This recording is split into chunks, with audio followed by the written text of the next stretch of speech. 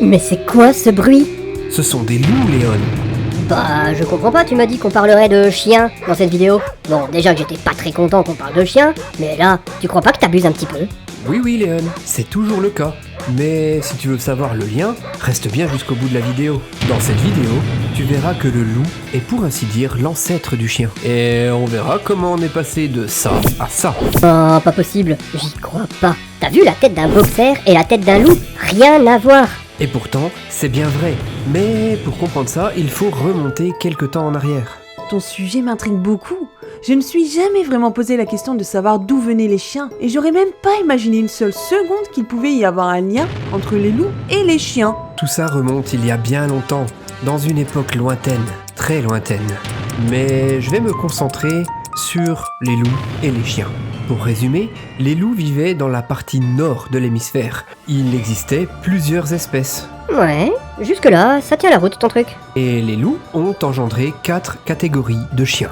Intéressant. Et quelles sont-elles alors? Eh bien, en Europe, les loups ont engendré 2 grandes catégories. Les lipoïdes, comme par exemple les bergers allemands, et les bracoïdes, représentés par les braques.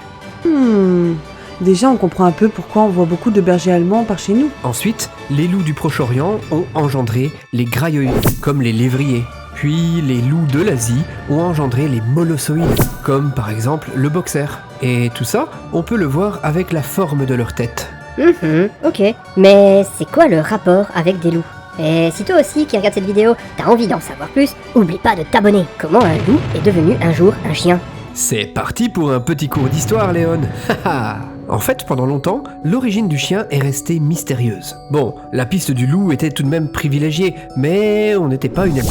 C'est seulement ces dernières années, avec nos avancées technologiques et l'avancée de plusieurs études, que cette théorie s'est confirmée. Ok, et donc, comment ils ont fait ça? Une étude a montré que la différence génétique n'était que de 0,2% entre le loup et le chien. Alors que par exemple, la différence avec le coyote est de 4%. Ouais.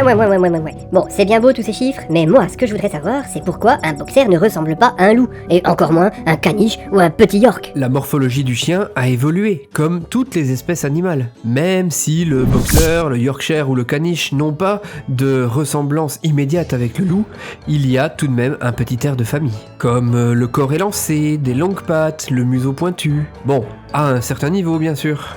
Ah oui, bon, c'est vrai que si tout ça s'est passé sur des milliers et des milliers et des milliers et des milliers et des milliers et des milliers d'années, ça peut se comprendre, ouais. Le fait d'avoir domestiqué le chien a eu un rôle important là-dessus. Ah bon?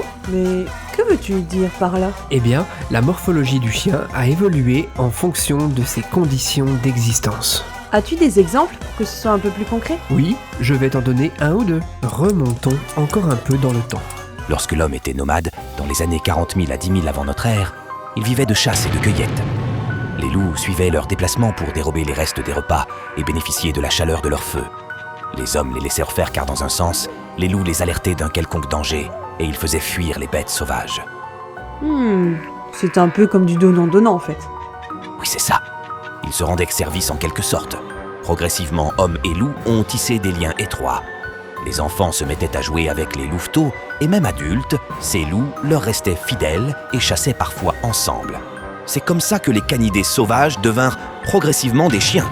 Waouh, incroyable. Tu l'as dit.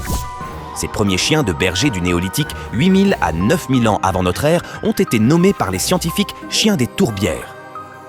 Leurs ossements ont surtout été retrouvés dans des tourbières européennes. Leur crâne était bombé et plus petit que les loups, leurs oreilles étaient dressées et leur queue légèrement enroulée. Une évolution progressive, comme tu dis. C'est ça, il a fallu très longtemps pour que tout cela arrive. Et maintenant, je peux te répondre un peu plus précisément, Cathy. Au fur et à mesure du temps, les chiens des tourbières se sont diversifiés. Sélectionnés par les hommes en fonction de leur utilité. Exemple, coureurs de gibier, chasseurs, bergers, protecteurs. Ils ont alors développé des compétences toujours plus précises. Ah oui, je comprends mieux maintenant. Et donc, leur corps s'est adapté au travail demandé. Exemple, on a le profil du lévrier avec un corps svelte et une tête fine. On a le profil dog, chien de grande taille avec une forte tête. Ou le profil berger avec une taille moyenne. Ces chiens primitifs proviennent de plusieurs familles de loups différentes. Et ils sont à l'origine de toutes les races de chiens que l'on connaît aujourd'hui. Incroyable! Faut vraiment remonter le temps pour bien comprendre les choses en fait. Les fossiles, les traces du passé nous aident beaucoup à comprendre les éléments présents. Pourquoi tu nous fais cette tête de chien battu, Léon? Bah qu'est-ce que tu racontes, Cathy? Ça veut dire quoi, avoir l'air d'un chien battu? Je suis pas un chien, moi, tu m'as vu. Je suis un chat humanoïde, un Space Cat, je suis l'évolution même des chats. Selon Google, avoir l'air d'un chien battu, c'est avoir une tête toute triste. Ah! Je vois que Cathy a fait ses petites recherches avec les expressions comprenant le mot chien. Avoir l'air d'un chien battu, c'est bien être triste. Il faut savoir que les chiens n'ont pas été des chiens de compagnie comme aujourd'hui. Ils étaient surtout aux côtés de l'homme pour leur rendre toutes sortes de services. Ils travaillaient pour eux en quelque sorte. Et les hommes les battaient souvent. D'où cette expression.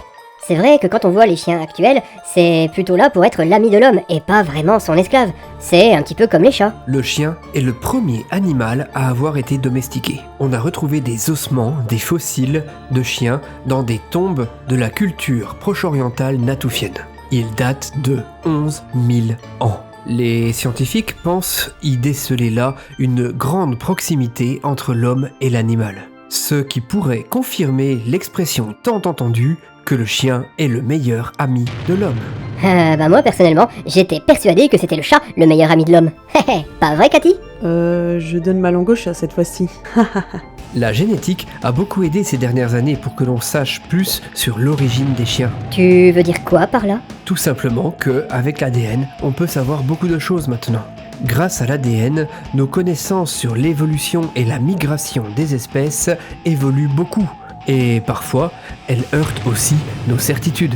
Alors que la génétique étudie le patrimoine génétique, l'ADN, la paléogénétique, qui s'est développée depuis les années 2000, étudie des vieux échantillons d'ADN que l'on retrouve sur des fossiles. Et qu'est-ce que ça apporte concrètement? Toutes ces améliorations permettent le séquençage de la totalité du génome, ce qui donne un accès à l'histoire de la lignée maternelle, ainsi qu'à l'ensemble du patrimoine génétique des individus. Cela donne aussi des infos beaucoup plus riches. Par exemple, le génome d'un chien vieux de 4800 ans a pu être séquencé. C'est passionnant tout ça. Pour résumer ce que l'on a pu dire, avec tous les progrès techniques et scientifiques de ces dernières années, une étude internationale nous montre que les chiens descendent d'un croisement entre un cousin domestiqué en Asie de l'Est et un autre domestiqué en Europe de l'Ouest.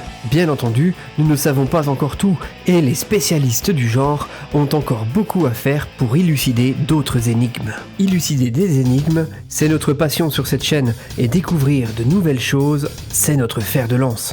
Alors pense à t'abonner pour soutenir la chaîne. N'oublie pas de mettre un petit pouce en l'air. Je vous dis à très bientôt, c'était le Chat Perché.